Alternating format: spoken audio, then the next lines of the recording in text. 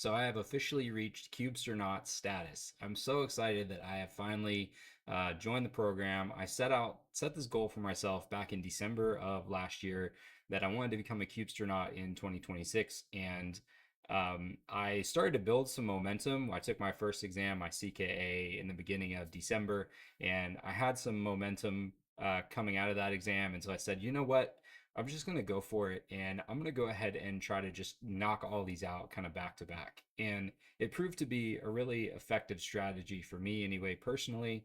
I have a whole series of videos here on my channel in this playlist about talking about each one of those exams and breaking them down kind of piece by piece. But all that to say that the journey was super fun. I learned a lot, learned a ton about Kubernetes and really just kind of diving in to how things work under the hood, really pushing myself and challenging myself. I love the simulators. I love the hands-on exercises and the format of the exams, at least for the CKA, the CKAD, and the CKS.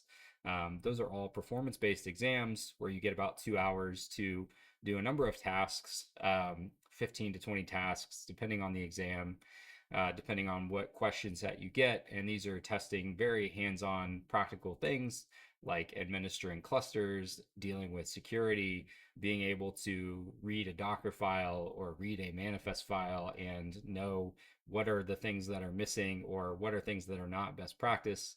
So it was really fun, really exciting. I got my badge and my invite to the Slack channel and all of that other stuff kind of over the weekend.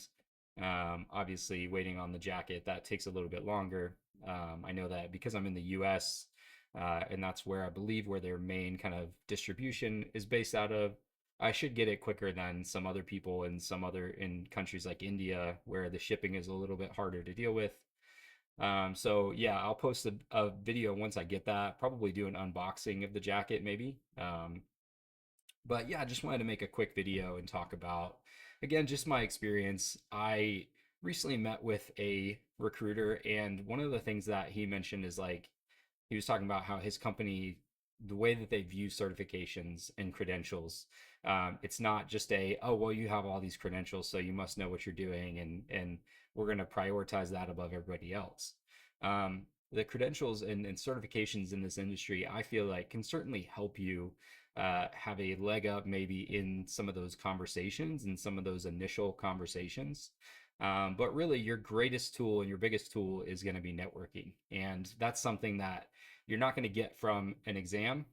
You're only going to get that by going out of your comfort zone, putting yourself out there, finding people in your industry, finding people who are in an industry you want to be in. A great example of this I'll talk about here I live in just outside of Chattanooga, Tennessee. Most of you probably have never heard of Chattanooga. If you haven't, it's a great city. We were one of the first cities to have gigabit residential internet, and it's kind of subsidized by the city. So one of the nicknames of Chattanooga is the Gig City. That being said, we have tons of resources for startups and tech companies here. So there's a lot of cool stuff going on. But whether you're in a city like that or whether you're in a larger city, there are meetups that you can be a part of. There's all sorts of networking opportunities. I can almost guarantee you. Meetup.com is a great resource where you can go and find some of these events that are going on, and just ask around. Try and find an event that maybe sounds like something you'd be interested in. For example, here in Chattanooga, we have a number of groups that are for people who are trying to get into the tech industry. We have one called CD Tech, which is for aspiring technologists and career changers who are interested in getting into technology. It's a way for them to connect with others who are in the industry and others who are also in the job search. But these are great tools to find these meetups, find maybe some local conferences in town. And if there's not one, maybe even think about starting one.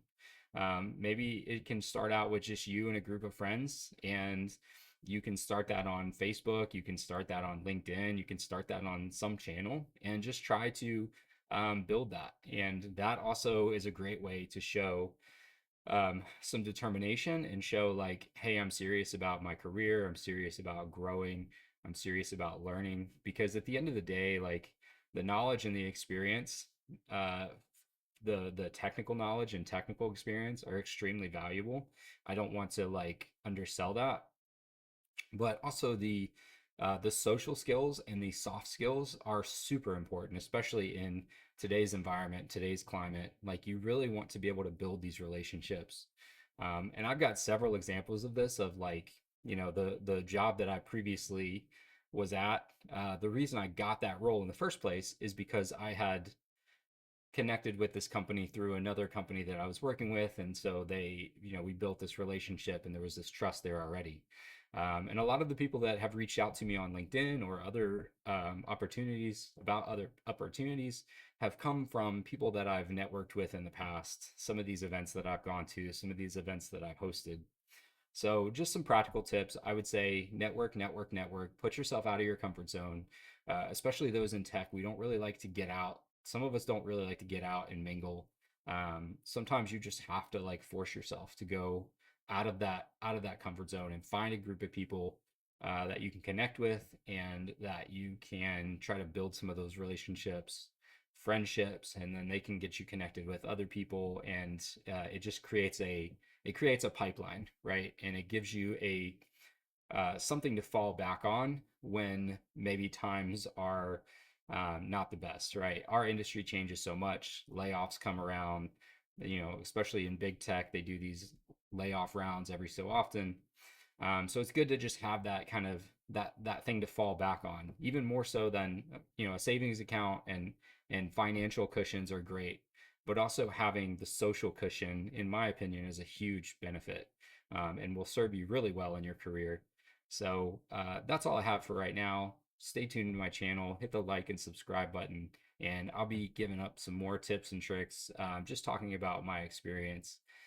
Stay tuned for more updates on my job search and hope to talk to you soon.